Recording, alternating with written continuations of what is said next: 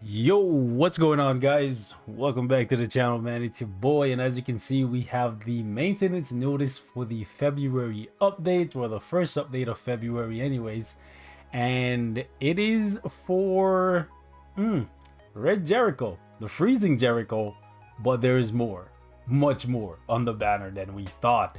I thought that this was gonna be an easy, guaranteed, you gotta skip this banner no matter what, because the one is coming in 2 week kind of banner, but it still is. Dramatic pause, but it still is.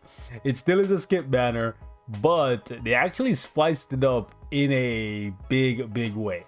Like a big way for global. You know how global is? Devs are really greedy. All right, they usually give us some shit banners with like 2 good characters and then just like all part 1 like garbage that we already have 6 out of 6, and they probably will still do that, and the rates for this banner will probably still be garbage, right? But they're putting Shin on here. They're putting Shin and Roxy, and there's more. Green Gother is also going to be on his banner. So let's take a look, right? So first and foremost, the Red Jericho, the Freezing Jericho is coming. I'll pull her up for you guys right now so you can kind of get an idea of what she does. But one thing you should know is that with the release of Red Jericho, all of the other Jerichos in the game will be getting a substantial buff, which is pretty freaking amazing. If we go all the way down here, you'll see that all the Jerichos, green, blue, every single Jericho in the game pretty much, right? They don't show it here for whatever reason, but all the Jerichos in the game, including the SR versions, will be getting a substantial buff to pretty much all of their stats. Crit rate, pierce, resistance, crit, everything, right? So if you're a Jericho fan, this is a good time to start getting some play with her. Jericho is still a very fragile character that dies very easily, so I don't expect to see her too much in the meta or anything like that, but a buff for a character that's been in the game since launch, it's a good thing, right? To bring her up to speed with where some of the newer characters are currently sitting. So that's pretty dope. All right, so this is the Jericho that we're getting in this update, Night of Frost Jericho, and she actually has a pretty nutty passive. So check this out. She actually reduces people's defense related stats by 40% for 2 turns. That's kind of like Ludocio's passive, what makes him broken. However, this can be reapplied after it wears off. Unlike with Ludocio, where guaranteed if you out CC the enemy at the start of your turn, right, you'll apply this debuff to them. They can't cleanse it or nothing like that, and after a couple turns of you just wreaking havoc with this buff or this debuff on them, right, it goes away and it never comes back. For Jericho, when the hero uses a skill and a critical hit occur, she decreases that enemy's defense related stats, and to me this is actually really good. So I'm gonna be curious to see basically how many Jericho nuke teams we see in the meta until the one Escanor drops, because she's red, he's blue, she's going to die when he comes. So don't expect to see a Jericho meta for anything more than like a week, if that even, because Lost Vein is still Lost Vein, right? She's red, so she's not gonna get shredded like the green Jericho would, but she's still not the tankiest unit in the game. So first card here at rank 1 is just damage. At rank 2 though, it's actually pretty cool. She freezes, right? And it's actually a pretty unique freeze. So as you can see right here, it inflicts damage equals to 220% of attack on one enemy and freezes them for 1 turn at rank 2 when the freeze is removed by using a skill. So if they cleanse it, or if you attack after you use the freeze, kind of like what you would do with Red Merlin, where you freeze and then attack. By the way, Red Merlin, Gustav, and Jericho, that's gonna be a pretty toxic team for anyone to go up against, just constant freezing. I might try that out. Anyways, so by the way, this Jericho is going to be on part 2 tickets after this banner goes away, so just keep that in mind. You don't have to summon to get her. If you like Jerry, she's going to be on part 2 tickets. But anyway, when the freeze is removed by using skills, ultimate moves, or after turn has passed, inflict damage equals to 20% of the remaining HP, which is actually pretty cool. It's a different type of freeze. It's not like Red Merlin's or Gustav's freeze, where you freeze and then you attack after and you do extra damage. This one, you freeze and then you reduce their HP, which is actually pretty cool. So 20 and 40% and 1 and 2 turns for the freeze. I actually really like her, and I look forward to getting some play out of her. Second card is actually Detonate, And then obviously her ultimate is a nuke, which we know and love from Jericho. So gotta say, I really like her kit. It's pretty unique. So kudos to them for that, because we have so many Jerichos in the game. It's nice to see that we got something different out of this Jericho.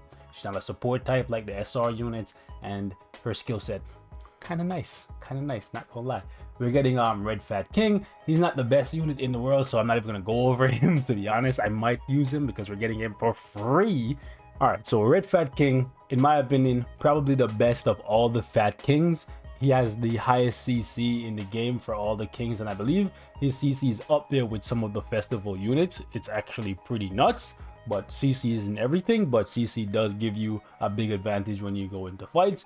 As you can see, his passive is actually pretty good. Like, if he had been released, well, I was gonna say if he had been released in the Festival King meta, where we had Demon Hendrickson and Festival King and stuff, which we never really had that meta just because game progressed a little bit too rapidly, and I guess these guys didn't manage how they wanted to release these festival units. But anyways, we didn't get hit with the King debuff meta like they got hit with it on JP, so this doesn't really affect us too much. But it would have been dope if we did get the King Handy meta. This would have been a really good passive to have, because it removes debuffs on the hero's turn. Like, seriously, every turn just debuff gone. Crazy, right? It's actually a better passive than some people would give him credit for having. All right, so next card, this one is actually just a regular card that fills your gauge, but it's an AoE attack card that fills your gauge. Right, I believe Green Dairy has something similar to that. And then the second card here is actually Rejuvenate. I believe one of the Elizabeths have something like that. And then his ultimate, he actually decreases defense related stats of the enemies by 40% for 2 turns. I don't think you're gonna ult with this guy too often, but if you do ult with him, Ludosio's passive, basically. Right, so 2 characters coming in with Ludo's passive, one from an ultimate, one from their passive. It's okay, you can get some play out of them. But the fire units, guys. Shin, new Shin coming in, red Shin. This guy's actually a monster. He's actually a monster. So hear this out. If you actually apply a debuff, right, you're guaranteed to crit with this guy. Then he has Spike, which is double crit damage. And this card hits really hard. So if you're a fan of Gamer Shin, you're gonna love this Halloween Shin even more. Like, he's actually nuts. It's a shame that you actually have to get a rank 2 of his other card to apply a debuff. That way you can guarantee crit. But if you run him with like Green Gother, you just set up the pumpkin bombs and then you just attack with even like a level 2 like of his first card, and you're just gonna shred people, bro. So yeah, Shin is actually pretty dope. Same ultimate as the other Shin. This card is kind of like Gloxinia, where it only allows people to use rank 1 cards. So that's actually not bad, not bad. I might actually run this Shin. The next character that we're getting is Roxy, and I might actually finally play with a version of Roxy, because we got red Roxy and she kind of just like faded in the background because Lost Vein meta. You don't want to crit on Lost Vein, right? Because if you crit on Lost Vein, you're gonna die. But this one is actually pretty badass, man. Right, so basically she increases her own stats, her attack related stats, which is pretty good, by 15% for having basically a mono human team. So if you want to run her with a mono human team, or basically just run her with all the OC characters, you can do that, and she's gonna hit like a truck, like out the gate, crazy. And this is a permanent buff, right? So that's actually really good. Her cards overall, she has charge and she can cancel stances. If she could cancel buffs, that would be even better, because then she could just basically strip away Elizabeth's shield, because it is a buff, right? You could just strip away the shield and then just go to town. But from what I've seen, man, she actually hits pretty hard on the charge card here. This little pumpkin, surprise, you're gonna die. Right, so yeah, Roxy, kind of a beast. So is Shin. This is a very spicy banner compared to what we're usually getting, right? We have 2 solid units. I wouldn't say they're top meta, but 2 solid units, DPS units. And then on top of that, these guys are actually gonna squeeze in right here. Let me just go ahead and do this. To top it off, we will also include Halloween Night Gother. Yeah, they're gonna be putting Green Gother on this banner.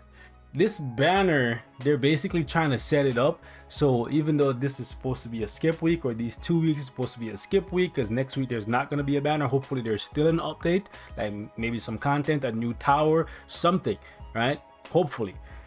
Because I feel like we're going to catch up to JP with all the units, but we still didn't get final boss Bond. We still missed like a lot of final boss. We still don't have final boss Escanor, right? We have a lot of towers that we don't have that JP got, so that's extra rewards that we're missing out on. Extra diamonds, purple stones, anvils, hammers, you name it, right? So catching up with the units and not catching up with all the rewards and the content kind of sucks, right? But it is, I'm not gonna lie, it is nice that they're spicing up the banners. Even though this is a skip week, because if you're free to play, you should skip this so you can save and make sure you have enough for Escanor.